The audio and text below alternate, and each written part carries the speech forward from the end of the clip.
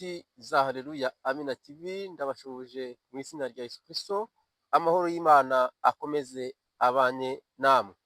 Ngewe ubasuhuza ni Hitimana Dismas nk'uko bisanzwe, ahangaha ni kuri Haleluya Amina TV, umuyoboro w'ivugabutumwa. Ngira ngo tuganire uyu munsi ku itorero ry'Imana, itorero ry'Imana. Ariko tutari twakomeza, reka n'ubundi tubanze dusenge Imana. Mana, turagushimye, tugushimiye ko wabanye natwe, tugushimiye ko waduhaye agakiza, tugushimiye ko waducunguye ukatuvana mu magana menshi y'abanyabyaha, kuko twari dupfuye rwose tuzize ibyaha byacu, ariko ushimwe ko watuzuye ukatugira ubwoko, ni uko tutari bwo amaraso yari igiciro akatweza. Tugushimiye ko ubikoze, komeza kubana natwe, komeza kutuyoborera gahunda, kandi ijambo ryawe twumvira ahangaha buri wese ahindurwe naryo, mu izina rya Yesu Kristo no tubigusabye, amen. Turabashubuje rero, Imana ikomeze kubaha umugisha, mwebwe abakomeje kubana natwe. Dusabira umugisha abantu bamaze gukora subscribe, dusabira umugisha abantu batanga komenti, dusabira umugisha abantu bakora like, dusabira umugisha abantu bakora share bakoherereza bagenzi babo. Niba utubonye ari ubwa mbere rero, ndakwisabye kugira ngo nawe ukore subscribe, kugira ngo uko tuzajya dushyiraho video ijye ihita uyibona mu ba mbere. Kandi ukomeze utugire inama, ukomeze ubanye natwe, ukomeze utube hafi, ukomeze unadusengere. Tugiye kurebera hamwe rero itorero ry'Imana ni iki, itorero ry'Imana rikora rite, itorero ry'Imana ryabayeho kuva ryari. Ibyo nibyo tugiye kurebera hamwe aka kanya. Untize amatwi, untize amaso, ubundi tubane muno mwanya. Reka tubanze twifashishe ijambo ry'Imana dusoma mu gitabo cy'umuhanuzi Yesaya, ibice 9 n'umurongo wa mbere. Yesaya ibice 9 umurongo wa mbere, ariko muri Bibiliya yo mu 1957 yo ni umurongo wa kabiri. Imana idufashe kandi tugire neza. Reka dusome mu izina rya Yesu. Abantu bagenderaga mu mwijima babonye umucyo mwinshi, abari batuye mu gihugu cy'igicucu cy'urupfu baviriwe n'umucyo. Abantu bagenderaga mu mwijima babonye umucyo mwinshi, abari batuye mu gihugu cy'igicucu cy'urupfu baviriwe n'umucyo. Imana itugiriye neza. Reka dusome mu rwandiko rwa Petero naho ibice byaho 2 n'umurongo wa 9 tugeze ku wa 10. Haranditse ngo, ariko mwebweho muri ubwoko bwatoranijwe, abatambyi b'ubwami, ishyanga ryera, n'abantu Imana yaronse, kugira ngo mwamamaze ishimwe igiye yabahamagaye, ikabakura mu mwijima ikabageza mu mucyo wayo w'itangaza.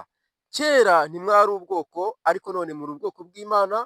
Kera ntimurakababarirwa, ariko none mwarababariwe. Amen. Mwakire neza ijambo ry'Imana. Nababwiye ngo turareba ku itorero ry'Imana.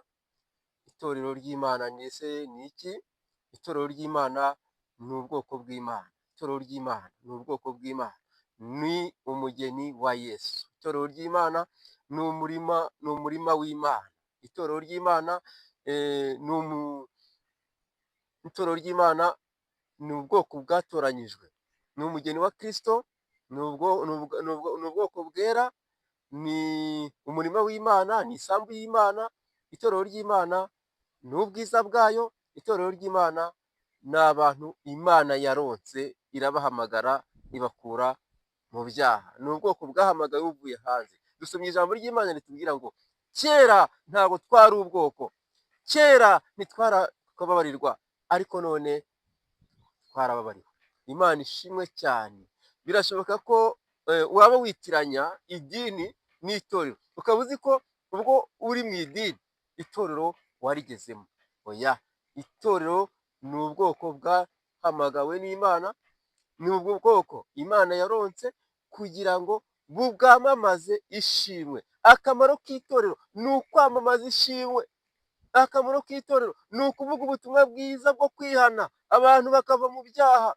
Akamaro k'itorero ni uguhora uhimbaza Imana, waba uri mu kazi kawe ugahora wizeye Imana urimo urahimbaza Imana, waba uri mu mirimo itandukanye uba urimo gukora ukaba uhora utekereza Imana uvuga ishimwe ry'Imana. Ikintu itorero ry'Imana rishinzwe, aleluya, ni uguhora rivuga neza Imana, ni uguhora rishima Imana, ni uguhora rikora ibikorwa byiza, ni uguhora ryera imbuto, ni uguhora rikora imirimo myiza y'abana b'Imana.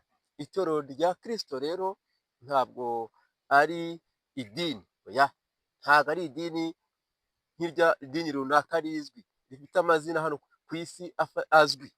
Itorero ry'Imana ni umugeni wa Kristo. Ryatangiye ryari? Ryatangiye ku munsi wa Pentekote, nibwo Umwuka Wera yamanukiye mu mitima y'intumwa, buri wese atangira kuvuga ururimi rushya, nibwo itorero ry'Imana ryatangiye. Imana yacu itugiriye neza. Ryateguwe nande? Ryateguwe n'Imana ubwaryo, kuko Imana niyo yatugize itorero, yatanze Kristo, aleluya. Ijambo ry'Imana rikatubwira ngo kuko Imana yakunze abari mu isi cyane, byatumye itanga umwana wayo w'ikinege, kugira ngo umwizera atarimbuka, ahubwo ahabwe ubugingo buhoraho. Imana idufashe.